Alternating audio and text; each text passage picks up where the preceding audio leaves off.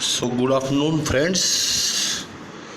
Today we are going to do with the rest of the poem. There lot there at the foot of yonder nodding beach. Gray is presenting self-portrayal in these lines. Self-portrayal खुद का चरित्र चित्रण. Gray imagines that someday someone will come to this village churchyard and ask about the poet. Then some old villager will tell the inquirer about Gray. The old man will tell the inquirer that Gray used to have rest, आराम किया करता था, at the foot of yonder that nodding tree. Nodding, hanging. The branches of the tree are hanging. He used to have rest there. That reeds surrounds. That surrounds its old fantastic root so high. This is the description of the tree. The poet used to have rest at the root of that beech tree. The fantastic roots of the tree are so high. His listless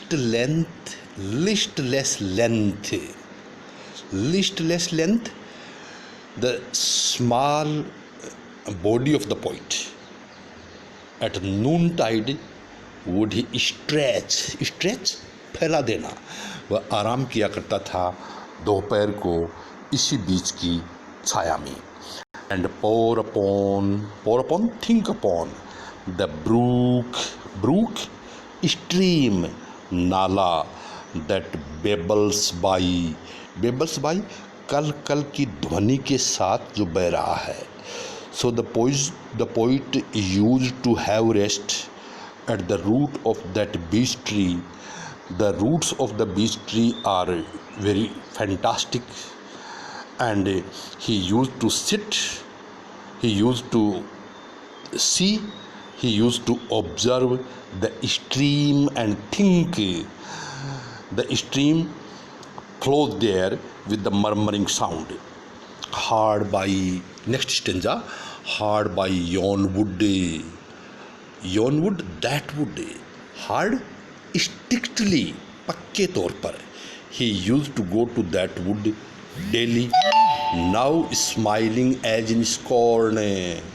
He used to smile as if he scorned somebody, muttering his wayward fancies, muttering, speaking softly, wayward, wild, fancies, imagination. He would rove, wander. He used to wander, he used to walk in the forest, and he used to talk to himself. खुद से बात किया करता था. Now drooping, then he used to become sad. Woeful when, miserably pale, बुरी तरह पीला पड़ जाता. Like one forlorn, rejected by everyone. He looked so pale, so disappointed, as if he had been rejected, as if he had been given up. He had been abandoned, त्याग दिया गया हो सारे संसार के द्वारा. ऐसा उदास दिखता था. और crazed with care, anxiety, crazed, torn. He appeared torn with care or crossed in hopeless love.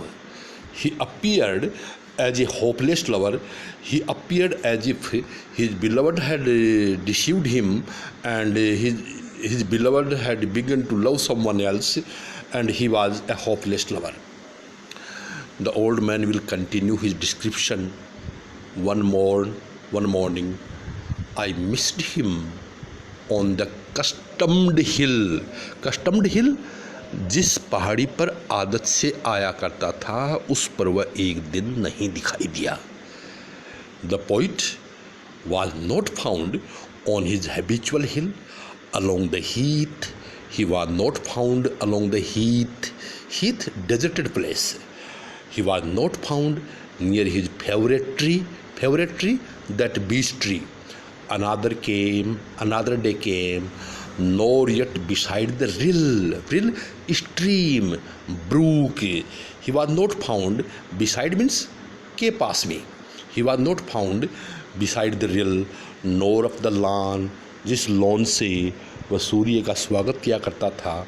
He was not found there, nor at the wood was he. So these were his favorite places. ये उसके प्रिय स्थान थे.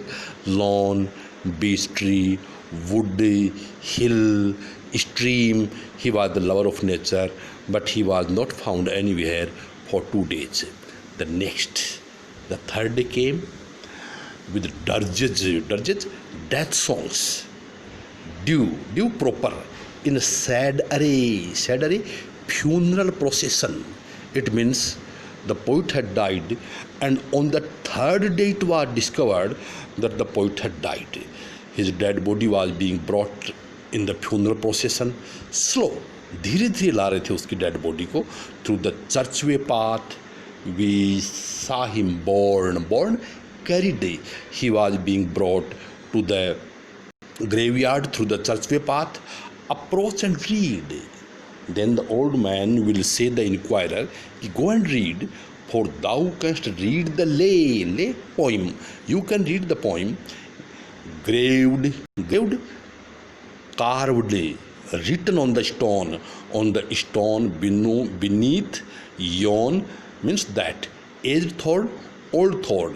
He points out the villager, the old swan, will point out a thorn where grave was buried.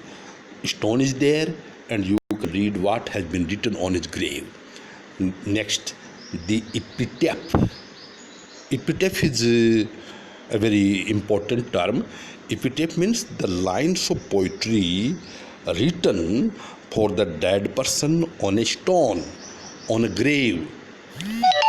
I am repeating, the epitaph consists of the lines of poetry written about a dead person on his grave.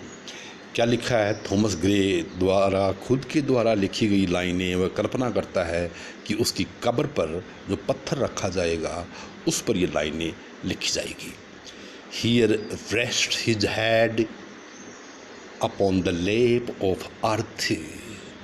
His head is resting here upon the lap, अंक, गोद. Now he is resting in the lap of earth. A youth to fortune.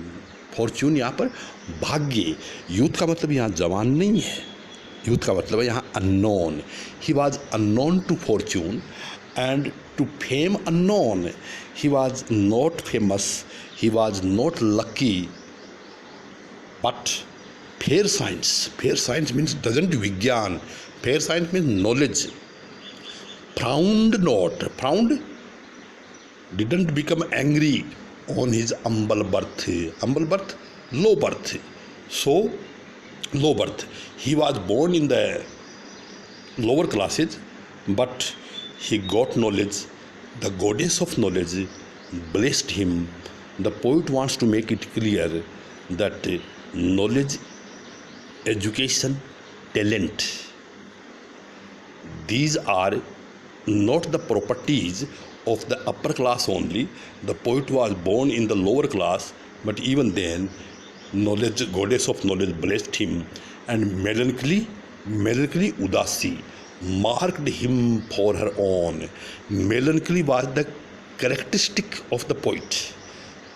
He was the son of melancholy. उदासी का तो वो बेटा ही था. He was serious by nature. Large was his bounty, charitability, kindness. His kindness was very large. His soul was sincere. Heaven did a recompense at largely send. God has recompense. क्षति पूर्ति करना. God didn't give him, nature didn't bless him with wealth, with fame, with name, but God blessed him with knowledge, God blessed him with the kindness. ये खूब दिए थे, दया खूब दी, ईमान खूब दिया. He gave to misery all he had. Misery दुखी लोगों को, उसके पास जो कुछ भी था सब दुखी लोगों को दे दिया. लेकिन मज़ेदार बात यह है कि दे क्या दिया, क्या था उसके पास? A tear. He had only tear. He had only a sympathetic heart, a feeling heart. He gained from heaven, got from heaven. Kind heart was given to him. It was all he wished. यही इच्छा थी उसकी. क्या था वो सभी का? A friend. He was friend to mankind. This was his only desire. No further seek, further और ज़्यादा seek ढूंढना. His merits abilities to disclose, reveal, प्रकट करना. Why are you discovering his merits to disclose? Why are you disclosing? Why are you revealing his merits or draw his frailties, weaknesses, कमजोरियाँ from their dread abode. Abode means residence, dread means dreadful. His dead body is lying in its dread abode. Dread abode किसको कह रहा है ये? कब्र को. His merits as well as his demerits are in the grave. Don't disclose them. There they alike in trembling hope repose rest. His merits and demerits are resting in the grave, and they hope, the poet hopes that his merits and demerits will be forgiven by God. The bosom heart of his father and his God. God is his father, and he hopes that dear God will forgive him for his demerits. Dear God will forgive him for his other shortcomings. So this is all about the poem.